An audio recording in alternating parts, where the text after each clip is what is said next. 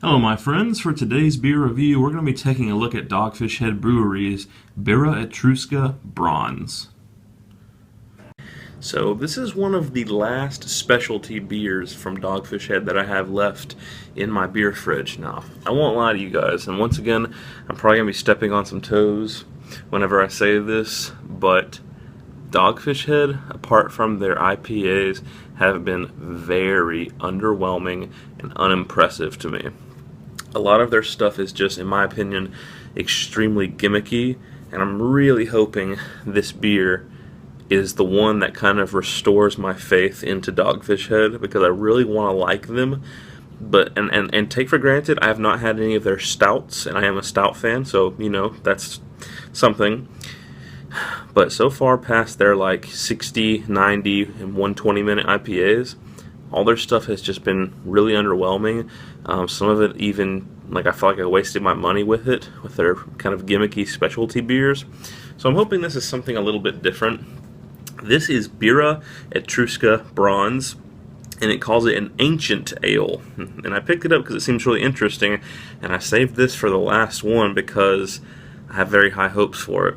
It says, an ancient ale brewed with honey, hazelnut flavor, heirloom wheat, Mira, gentian root, raisins, pomegranate juice, and pomegranates. Now that sounds pretty delicious. And the description of it says, Dogfish Head worked with our Birra brothers brewers, Birra del Borgo and Baladin, and biomolecular archaeologist Dr. Patrick McGovern to create this ancient ale. We made a research pilgrimage together to early Etruscan warrior tombs in the hills and along the coast of Tuscany. The 8th century BC recipe is based on chemical and botanical evidence of tree resins, beeswax, and honey. Whole pomegranates, hazelnuts, grapes, and apples found inside ancient jars and drinking bowls. It represents the prehistoric mixed beverage of Italy before the arrival of wine. Our version is fermented with bronze, a popular material in brewing and cooking in the Etruscan era. So this is supposed to be pretty ancient, as you can tell from how they've described it here. This beer comes in at 8.5% alcohol by volume, so it's getting up there in the pretty high range, and you'll definitely feel it after you drink the whole bottle. So I'm going to be drinking this today out of the Dogfish Head, I'm sorry, not Dogfish Head, the Duvel glass. I'm used to saying my Dogfish Head IPA glass to assess this beer. This sounds really interesting. So let's get the cap off and see if it lives up to how special that description was here, huh?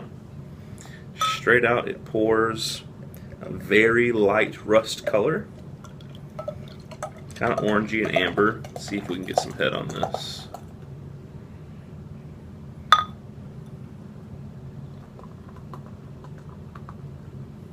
Enough there for another glass easily. Formed a nice finger and a half, maybe 2 fingers of slightly light tan head. Up into the light, it is a very murky kind of orangish amber color. Looks pretty good in the glass. Lots of medium amount of bubbles streaming up to reinforce the head. Let's give it a smell and see what the aroma's like. Ooh, now that is interesting. I'll give them that. I've never smelled anything like this before. It almost reminds me of a golden Belgian, kind of like Duvel in the aroma. But there's a spiciness. It's black pepper. If you've ever had Goose Island's Pepe Nero or any other black crushed pepper or peppercorn beer, yeah, that's what I'm getting full frontal. It's kind of like banana notes, kind of golden Belgian Duvel notes, and then just a ton of black pepper, a lot of it. It's very straightforward. Head has already dissipated down completely. There's no head left. Very minimal lacing on the glass. So let's give it a taste and see if it's like the smell, because this is kind of intriguing. Cheers, everybody.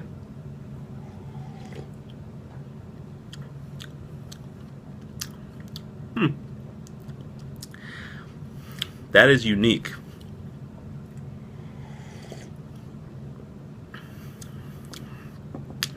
I like it, but it's different. Tastes like a Belgian sour. It's got dark cherries, malt, yeast, extremely sour, bitter, a little bit of Belgian sweetness.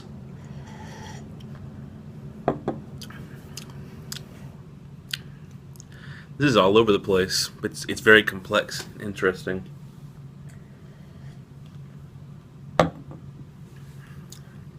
Yeah, it's like a nice It's like taking a very dark cherry, black cherry Belgian ale and mixing it with a Belgian sour and a Belgian golden ale.